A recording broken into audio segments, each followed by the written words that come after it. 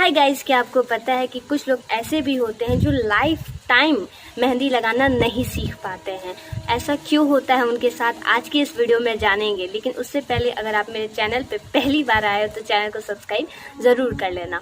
ये बात हम सब जानते हैं कि एक प्रोफेशनल मेहंदी आर्टिस्ट बनने के लिए हमें कहीं ना कहीं से ट्रेनिंग लेनी पड़ती है, सीखना पड़ता है, मेहंदी कोर्स को करना पड़ता है। लेकिन क्या आपको पता है कि कुछ लोग इस मेहंदी कोर्स को ज्वाइन भी करते हैं मगर फिर भी वो मेहंदी लगाना नहीं सीख पाते हैं। ऐसा क्यों होता है, मैं आज के इस वीडियो में बात करूंगी। और मैं बता देती हूँ कि फ़िलहाल मैंने इस वाले वीडियो का इस वाले डिज़ाइन की वीडियो का शूट ख़त्म किया है, इसलिए ये मेरे हाथों में लगी हुई है। तो कमेंट करके ज़रूर बताना कि ये डिज़ाइन कैसी लग रही है। वो लोग जो खुद को अदर आर्टिस्ट के साथ कंपेयर करते हैं या कई बार अपने टीचर्स के साथ ही खुद को कंपेयर करते हैं, वो लोग कभी भी मेहंदी लगाना नहीं सीख पाते हैं। क्यों, मैं आपसे एक एग्जाम्पल के तौर पे समझाती हूँ। अगर मान लिया कि अपने टीचर्स के पास गई मेहंदी सीखने के लिए, उन प्रैक्टिस करने के लिए कोई एक मेहंदी डिज़ाइंस दी, ठीक है। मैंने उस मेहंदी डिज़ाइंस को बनाने की कोशिश करी। स्वाभाविक है कि वो डिज़ाइन पहली बार में अच्छी नहीं बनेगी, किसी से भी अच्छी नहीं बनेगी। और अगर अच्छी बन भी जाती है तो वैसी नहीं बनेगी जैसे मेरे टीचर ने पिक्चर में दिया है, यानी कि कॉपी नहीं हो पाएगा, क्योंकि मैंने फर्स्ट टाइम ट्राई किया है। तो कुछ लोग क्या करते हैं कि कंपेयर करने लगते हैं कि हमारी डिज़ाइन उतनी अच्छी नहीं बन पाई, हमसे नहीं हो पा रहा है। जो लोग ऐसा सोचते हैं, खुद को बार बार कंपेयर करने लगते हैं, अपने दिमाग में एक थॉट सा बना लेते हैं, अपने दिमाग में एक भ्रम सा बना लेते हैं कि हमसे ये नहीं हो पाएगा क्योंकि हमसे अच्छी डिज़ाइन लग ही नहीं पाती है। उनके साथ ऐसा होता है कि वो कभी भी लाइफ में मेहंदी डिज़ाइंस को नहीं सीख पाते हैं। क्या आप ये जानते हो कि जिस पिक्चर्स को आप देख रहे हो, मतलब जिस डिज़ाइन को आप देख रहे हो, उस डिज़ाइन को बनाने और सीखने में किसी ने कितनी ज़्यादा मेहनत की है, कितना ज़्यादा प्रैक्टिस किया है, कितना ज़्यादा से ज़्यादा समय दिया है? नहीं, इस बात का पता हमें नहीं होता है। वो सिर्फ और सिर्फ वही आर्टिस्ट जानता है कि उस लेवल की डिज़ाइंस को लगाने के लिए उसने कितनी सारी डिज़ाइनें बर्बाद की है, कितना ज़्यादा समय दिया है और कितना ही ज़्यादा प्रैक्टिस किया है, ठीक है। और ये बात सिर्फ और सिर्फ कौन समझता है? जिसकी वो डिज़ाइन होती है। सामने वाला जो भी स्टूडेंट होता है बस वो डिज़ाइन को कॉपी करता है और दिमाग में ऐसे डाल लेता है कि जितनी अच्छी उस आर्टिस्ट ने मेहंदी लगाई हमसे तो लग नहीं पाई, यानी कि हम कभी भी मेहंदी को लगाना नहीं सीख सकते हैं, या उन्होंने कितनी अच्छी मेहंदी डिज़ाइन लगाई है, हमसे क्यों नहीं लग पा रहा है। इस तरह के जो थॉट्स होते हैं ना, हमें डीमोटिवेट कर देते हैं और ये एक नेगेटिव थॉट्स हैं। तो आपको क्या करना चाहिए जिससे आप मेहंदी डिज़ाइंस को लगाना सीखोगे? तो सबसे पहले तो आप खुद को दूसरे आर्टिस्ट के साथ या अपने टीचर्स के साथ कंपेयर करना बिल्कुल बंद कर दो। लेकिन आप कंपेयर खुद से तो मत करो, लेकिन अपने डिज़ाइंस को, अपनी गलतियों को ज़रूर कंपेयर करो। जी, अगर आपने एग्जाम्पल के लिए मैं अपने हाथ पे लगी हुई मेहंदी डिज़ाइन को बताती हूँ।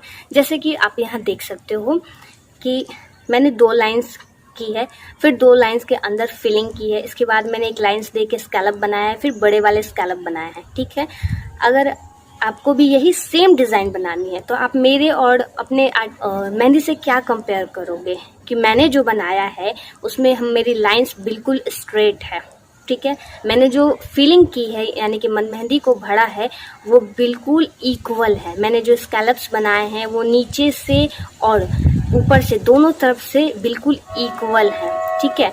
तो आप अपनी गलतियों को अपने अदर आर्टिस्ट के साथ कंपेयर कर सकते हो। इससे क्या होगा कि आपको ये समझ में आएगा कि कौन सी ऐसी कमी है जिसकी वजह से मेरी मेहंदी की डिज़ाइन उतनी अच्छी नहीं लग रही है, जबकि उसी डिज़ाइन को किसी अदर आर्टिस्ट ने लगाया है तो बहुत ज़्यादा अच्छी लग रही है, क्योंकि उन्होंने वो गलतियाँ नहीं की है और हमने वो गलतियाँ कर दी है।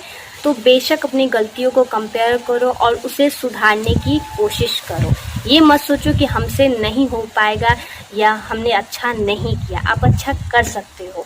और दूसरा जो इम्पॉर्टेंट थिंग्स है, कंपेयर करना है तो उनके प्रैक्टिस के टाइम में खुद के प्रैक्टिस के टाइम के साथ कंपेयर करो। एग्जाम्पल के लिए मैं सुबह और शाम दोनों ही टाइम में 2-2 घंटा यानी कि टोटल 4 घंटा मेहंदी की प्रैक्टिस को करती हूँ। तो आप ये देखो कि क्या आप उतनी देर तक मेहंदी की प्रैक्टिस करते हो। मुझे पता है कि बहुत सारे लोगों का जवाब होगा नहीं, उतनी देर तक तो नहीं करते हैं। तो आप अपनी टीचर की प्रैक्टिस के टाइम के साथ खुद के टाइम को कंपेयर ज़रूर करो और कोशिश करो कि जो भी आपके टीचर है वो जितना टाइम दे रहे हैं आप भी उतना टाइम दे सको। और जो इम्पोर्टेंट थिंग्स है वो है पेशेंस। अब आप मेरा ही एग्जाम्पल ले लो। मैंने अपने मेहंदी के कोर्स को 3 मंथ्स के अंदर कंप्लीट कर लिया था, यानी कि मैं मेहंदी लगाने लगी थी 3 महीने के अंदर। बहुत सारी डिज़ाइंस मुझे लगाने आती थी, लेकिन इसके बावजूद भी आज जो मेरे फिनिशिंग है, आज जो मेरे मेहंदी के अंदर फिनिशिंग है वो उस टाइम पर नहीं था। क्यों? क्योंकि वो 3 महीने का काम था और आज 3 साल हो गया। 3 साल से रेगुलर मैं मेहंदी लगा रही हूँ, तब जाके इतनी अच्छी फिनिशिंग मेरी आई है। उसी तरह से आपको पेशेंस रखना पड़ेगा। मैं ये नहीं कह रही हूँ कि आपको 3 साल लग जाएंगे, लेकिन हाँ, फिनिशिंग धीरे धीरे आपके प्रैक्टिस के साथ ही आती है, इसीलिए पेशेंस आपको रखना पड़ेगा। ऐसा थोड़ा सा टाइम लगेगा। हाँ, ज़्यादा से ज़्यादा प्रैक्टिस करोगे तो कम टाइम लगेगा, लेकिन अचानक से कभी नहीं सीख पाओगे।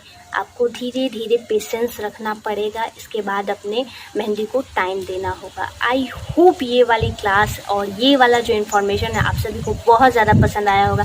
अगर पसंद आया है तो एक लाइक ज़रूर कर देना। मैं मिलती हूँ आपको नेक्स्ट वीडियो में, तब तक के लिए बाय बाय।